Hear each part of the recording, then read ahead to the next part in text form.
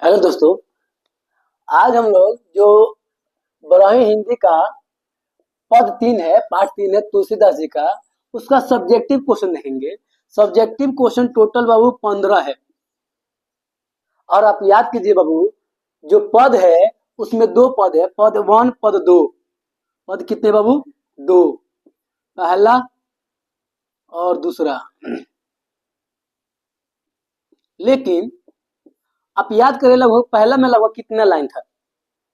हमको याद रहा लगभग 6 या 8 लाइन था। 8 लाइन था याद रहा। और इसमें लगभग 10 लाइन था। अब सोचिए, इसमें 8 लाइन, इसमें 10 लाइन, दोनों मिल करके हो जाएगा वो 18। और वो भी समझ सकते हैं कि कविता है, यानी काव्य खंड है, तो छोटा छोटा लाइन था। 18 लाइन है। और क्वेश्चन कितना हम लोग पूरा 15 क्वेश्चन। इसका मतलब सभी क्वेश्चन एकदम शॉर्ट क्वेश्चन है, एकदम आसानी से बन जाएगा।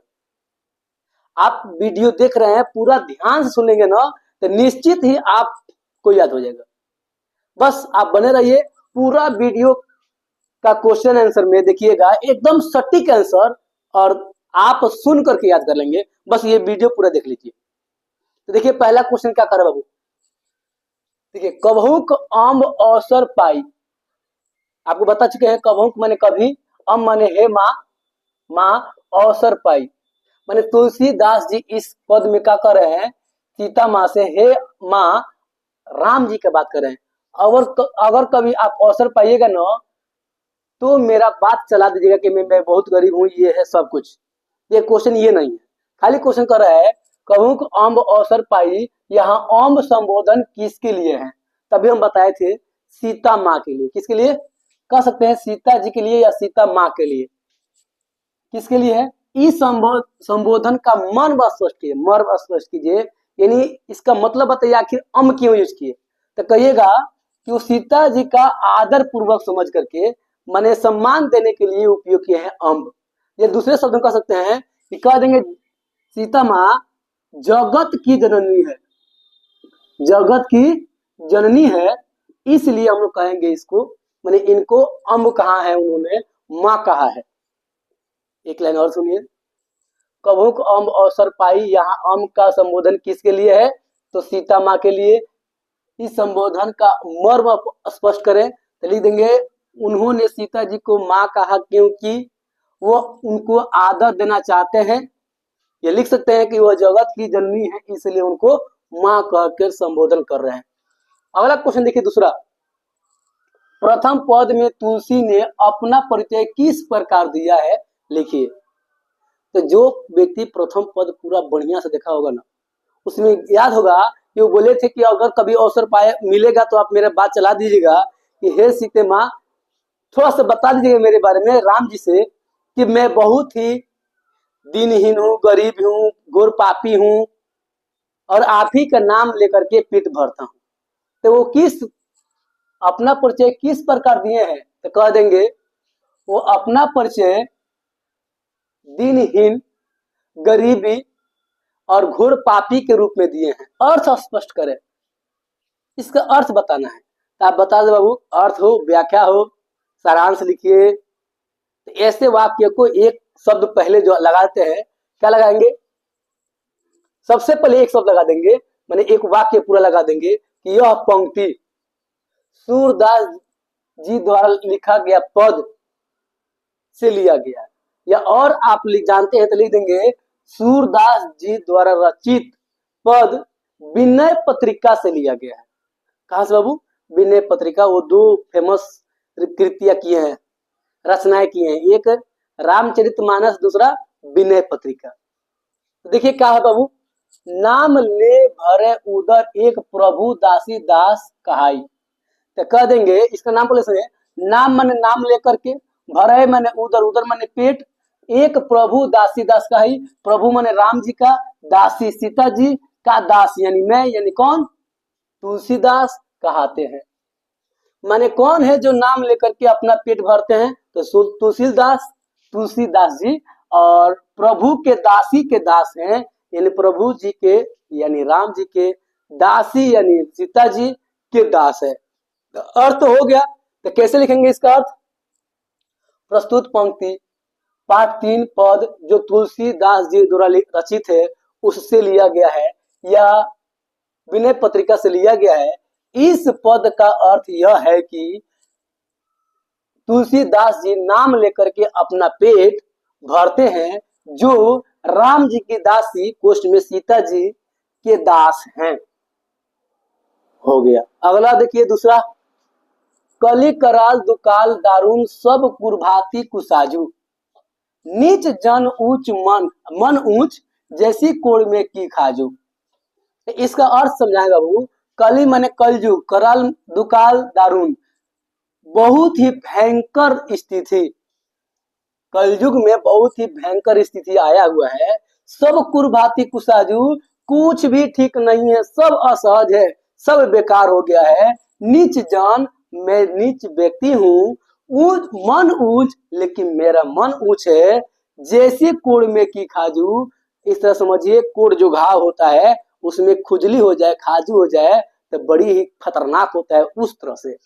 ये तो अर्थ हो गया पूरा। कैसे लिखेंगे भैया समझिए।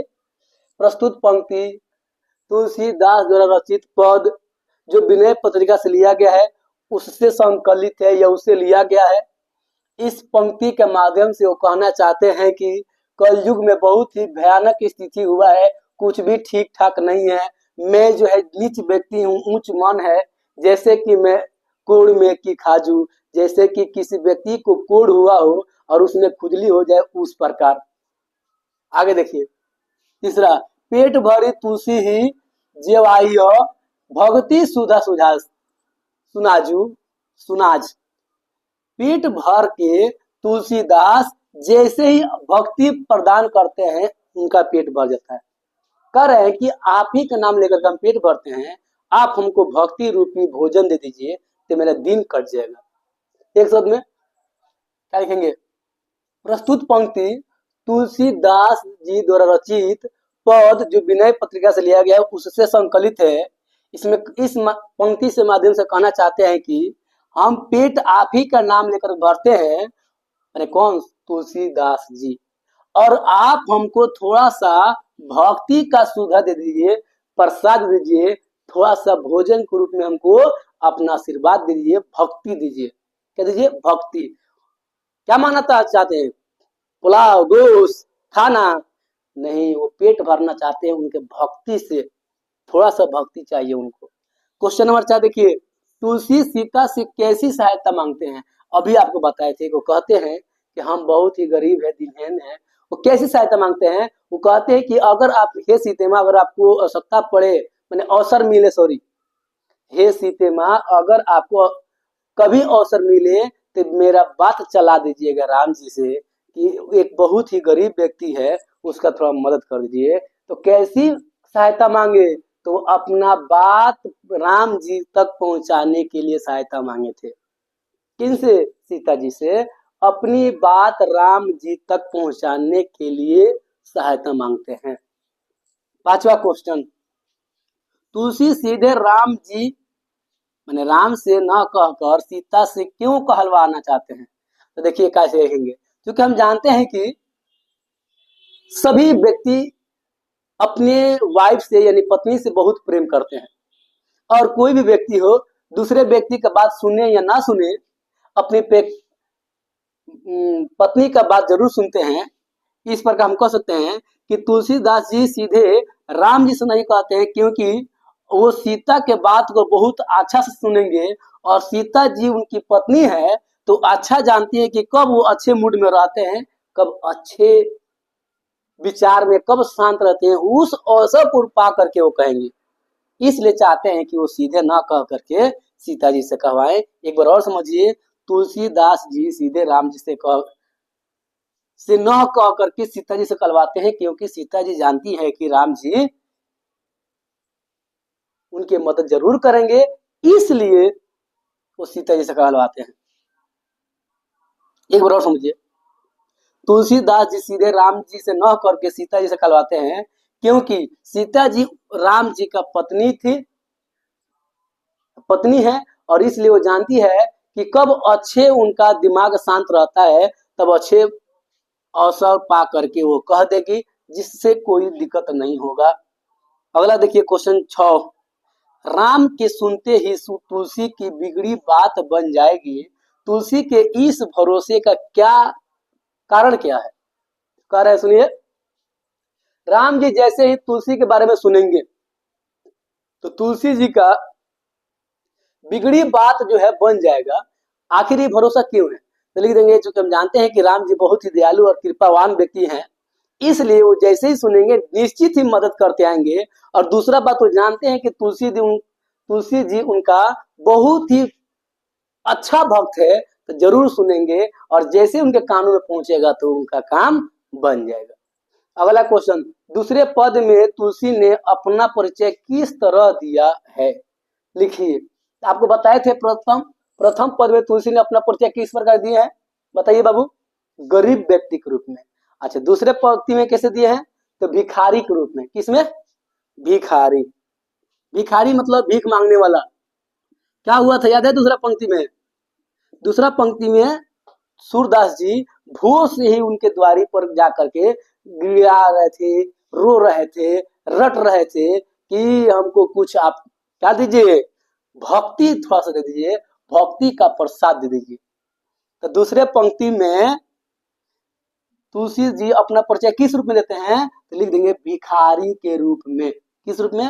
भिखारी के रूप में। अगला क्वेश्चन, दोनों पदों में किस रस की व्यंजना है? तो देखिए, इस दोनों पदों में ना भक्ति रस है।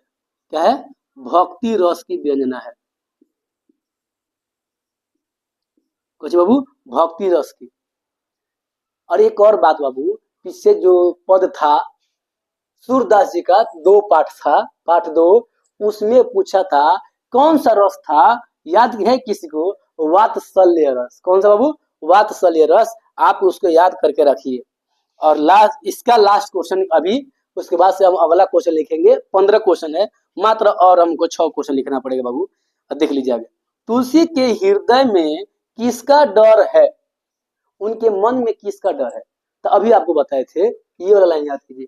करी कराल दुकाल दारुण सब कुर्भाती कुसाजू। वो कह रहे हैं कलयुग में बड़ी भयानक स्थिति है, क्या होगा?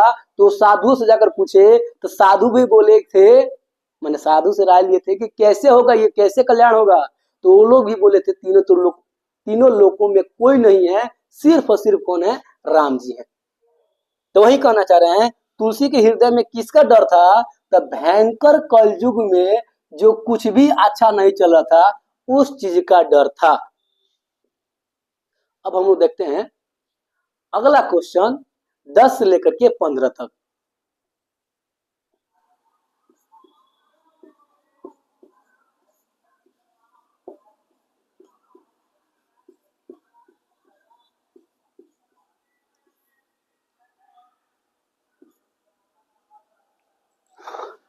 अब हम लोग अगला क्वेश्चन यानी 10वां क्वेश्चन देखते हैं हम लोग। 10वां क्वेश्चन का, और राम स्वभाव से कैसे हैं? पठित पदों के आधार पर बताइए। तो जानते हैं तुलसीदास जी कहते हैं कि राम कृपालु और दयालु हैं, कृपा करने वाले दयावान व्यक्ति हैं। स्वभाव से कैसे है? तो कृपालु और दयालु है, वो हर व्यक्ति को दया देते हैं, किसी को छोड़ते नहीं है। तो कैसे है स्वभाव से? कृपालु और दयालु। तुलसी को किस वस्तु की भूख है? तो आप जानते हैं तुलसीदास जी अंतिम तक दूसरा पद में एक ही बात बोले हैं कि हे राम जी, आप हमको भक्ति की एक टुकड़ा दीजिए, मेरा पेट भर जाएगा। तो क्या मांगते हैं जी? भक्ति का भोजन, भक्ति का एक निवाला मांगते हैं। तो तुलसी को किस वस्तु की भूख है? तो भक्ति के निवाला का भूख है। क्वेश्चन नंबर 12, पदों के आधार पर तुलसी की भक्ति भावना का परिचय दीजिए। तुलसीदास जी का भक्ति कैसा था? भक्ति का भावना कैसा था आपको बताना है। भक्ति भावना, तो आप जानते हैं वो राम जी से बहुत ज्यादा, राम जी का भक्त है, वो बहुत बड़ा भक्त है। तो कहते हैं कि हम आप ही का नाम लेकर के खाना खाते हैं, मेरा पेट भरता है। तो देखिए, पठित पाठ के आधार पर तुलसी का भक्ति का भावना यह है कि वो राम जी से बहुत ही प्रेम करते हैं, उनके भक्ति में इतना लीन है कि उन्हीं का नाम लेकर के वो खाना खाते हैं, अपना पेट भरते हैं। 13वां क्वेश्चन, रटत रिरिहा आरी और न कर ही ते काजू।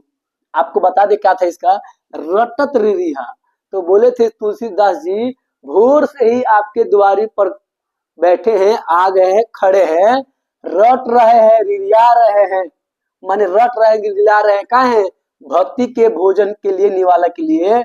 औरी और न, तो आरी और न, मैं और नहीं बोल सकता हूं, इतना गिलगिला दिया हूं, इतना रट दिया हूं। वो कह रहे हैं कि इतना रटा हूं, इतना गिलगिलाया हूं, भोर से ही रट बैठे हुए एकदम गिलगिला रहा हूं, रट रहा हूं।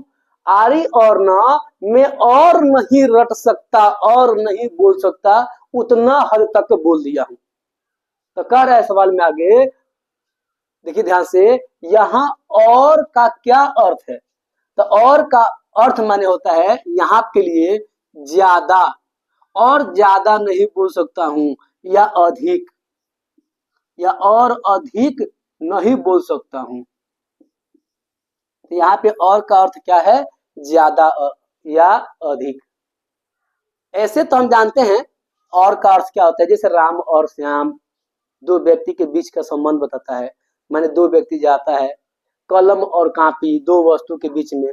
लेकिन यहाँ पे और का मतलब हुआ और ज्यादा, माने ज्यादा या अधिक मैं नहीं बोल सकता हूँ, इतना रट दिया हूँ, गिरा दिया हूँ कि और ज्यादा नहीं बोल सकता हूँ। तो और का क्या अर्थ है, तो और का अर्थ यहाँ ज्यादा या अधिक है। 14वां क्वेश्चन, दूसरे पद में तुलसी ने दीनता और दरिद्रता दोनों का प्रयोग क्यों किया है।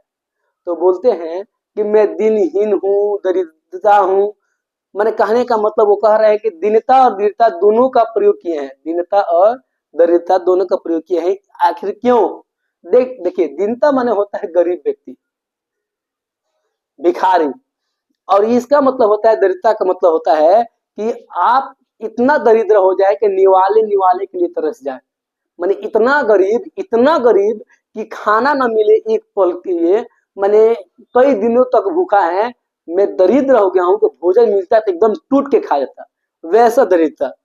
गरीब व्यक्ति है कि रोज कमाते हैं, रोज शाम को खाते हैं, लेकिन दरिद्रता का मतलब होता है कि एकदम हद पार, कि वो उनका पेट भी नहीं भरे, वैसे भूखे व्यक्ति को दरिद्रता कहते हैं। तो लिख देंगे, दूसरे पद में तुलसी ने दीनता और दरिद्रता का दोनों का प्रयोग किया है, क्योंकि दीनता का अर्थ होता है गरीब व्यक्ति, और दरिद्रता का अर्थ यह होता है कि ऐसा गरीब व्यक्ति जो एक पल, माने एक कौर के लिए, माने एक कौर भोजन के लिए एकदम तरस जाए, उसको दरिद्रता व्यक्ति कहते हैं। दलिद्र, दलिद्र याद आता बाबू, दलिद्रता माने बहुत ही बुरा स्थिति वाला। 15 नंबर क्वेश्चन, प्रथम पद का भावार्थ अपने शब्दों में लिखिए। देखिए इसका आंसर आप जब तक आप पूरा नहीं देखिएगा पद को, इनका जो दो पद है, पद 1 पद 2 नहीं देखिएगा, तब तक ये समझ में नहीं आएगा। फिर भी हम बता रहे हैं बाबू, प्रथम पद का भावार्थ, भावार्थ यानी पूरा अर्थ लिख देना है।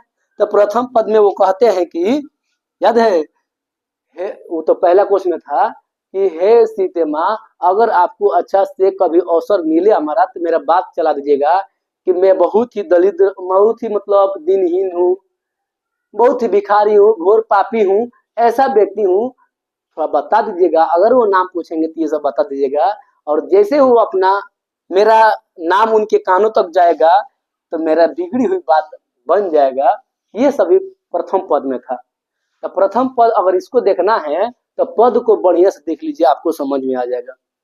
शुरू से जो अर्थ समझाए हैं, यहाँ पे जो लिंक है उसको पूरा देख लीजिए, आपको समझ में आ जाएगा। ठीक है, अब हम लोग मिलेंगे अगली वीडियो में, तब तक के लिए बाय बाय। ये जो वीडियो नहीं देखे होंगे तो देख लीजिए, और अगला पार्ट के लिए यहाँ पे जो वीडियो देखे उसको देख लीजिए। ठीक है।